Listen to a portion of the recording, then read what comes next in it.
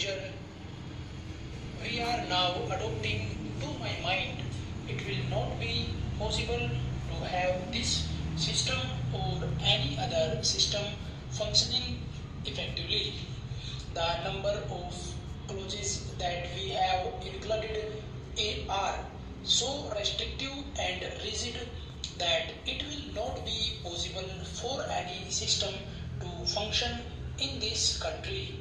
If at all it is able to function, it will be able to function with a lot of difficulties. It will be said afterwards that the industrial sector, particularly the private sector, has not been able to deliver the goods. I would like to warn the government that if anything happens in the future in which industrial production or production in the private sector has not gone up, it would not because of any lack of efforts on the part of the private sector, but because of the measure that we are now adopting. I have mentioned several times how this particular bill is very restrictive and how it will hamper the normal growth of companies in this country. It is a pity that when we are on the threshold of the second 5-year plan, such a measure should be passed in this house.